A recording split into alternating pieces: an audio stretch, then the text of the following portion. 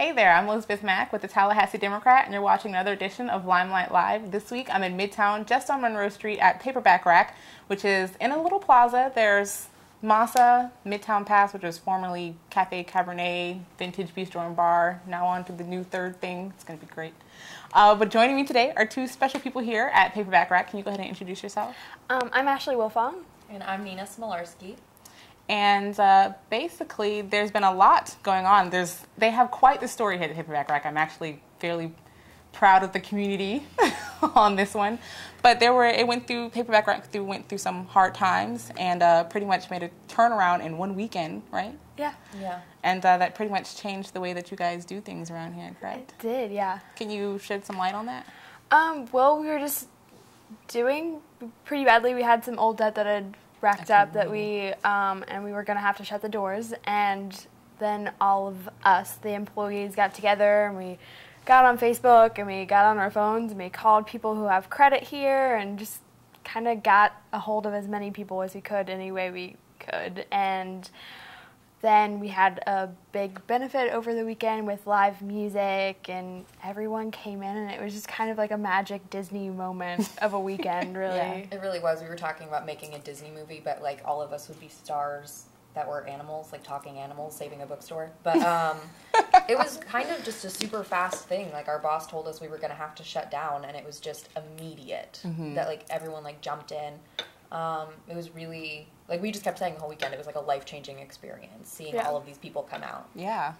I'd say that's the first time that I had seen a business be saved by really putting the word out, even though, because, I mean, me as the business reporter, we hear it all the time. Like, people call and say, we're closing our doors. And I was thrilled when I got the call. I was like, oh my gosh, because now they're being proactive, and you just weren't going to sit back and let the doors close. Even though none of the business owners do, none of the local business owners do, they just, to see the community come out and support in the time of need, I thought it was tremendous. And I'm personally very, very proud of our community for standing by. But there are some other things that came out of that, because now you have live music here, and can you tell us more about that, how things have kind of changed since then you decided to reevaluate the way things are done? Absolutely. Right now what we're trying to do is all of us collectively are trying to kind of make it more of an institution.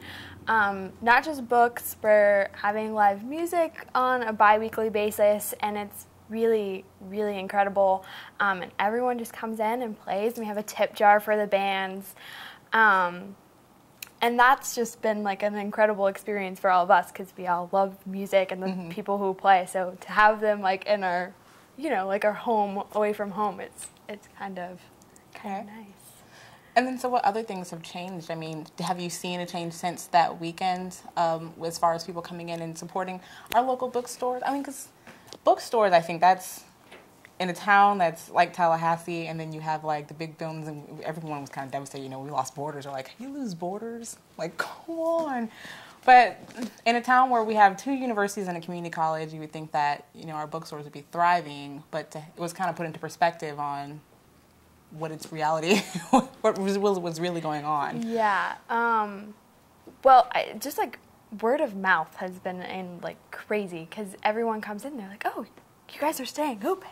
And like everyone knows about it, and it's really bizarre. I feel like coming into a place like this is more of an experience than going to like, your chains, just because you walk around and you find things in places you wouldn't expect to find them, things you haven't seen in a long time. I do it all the time, just like looking around at all the stuff. It's really amazing, and I think that's part of like what people were reminded of with this big event, just like how special this place is. Yeah. So then also with that, you're also now ordering in new books. I thought that I had stopped for a little while, the ordering of books. So that started up again as well, correct? We're in the process of getting it started again, yeah. We hadn't ordered in a couple of years, so we're really excited to get the stuff that we love, and because that's really important for us. And then just briefly, just for some people who aren't familiar with the Paperback Rack or are maybe new to the community, tell me a little bit about the Paperback Rack. Just to please do something. The Paperback Rack started, it was opened up by Pete LaForge in the late 70s, early 80s, I believe. And it's been around. We used to be on Pensacola Street, and then we moved over here.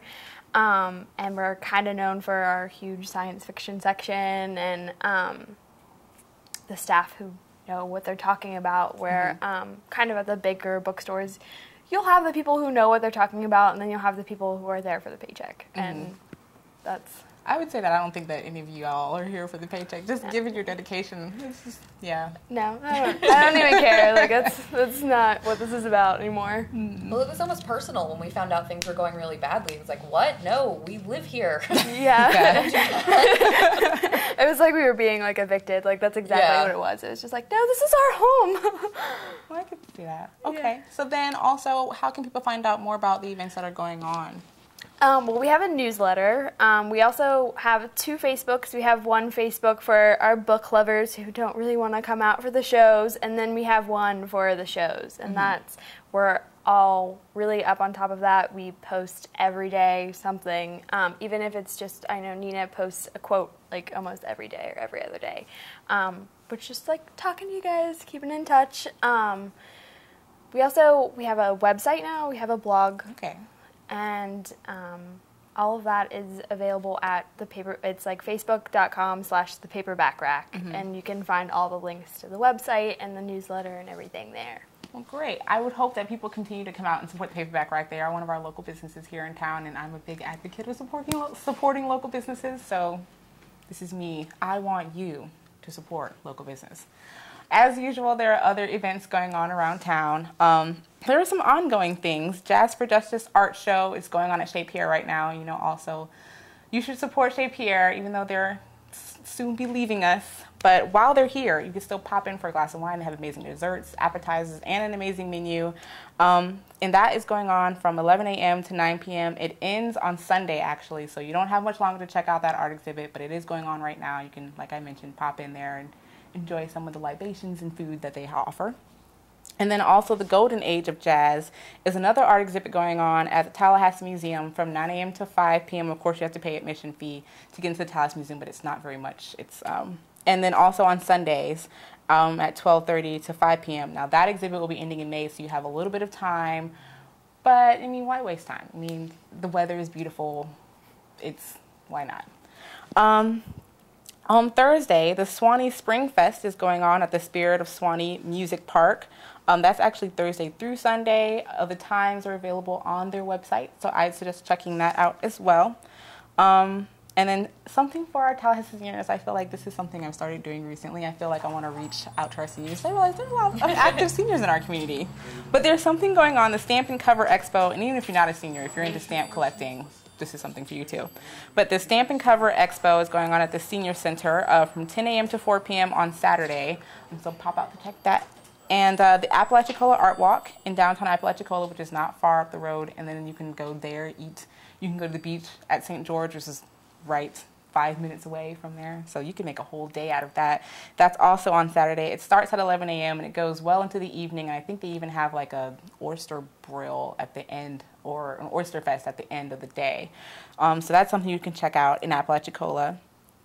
And then the annual Tallahassee Jazz and Blues Festival is this Saturday and Sunday at the Tallahassee Museum, 11 a.m. to 5 p.m. On Saturday, they're offering a Pioneer breakfast. It's all you can eat: scrambled eggs, grits, sausage, milk, juice, coffee, all the fixins.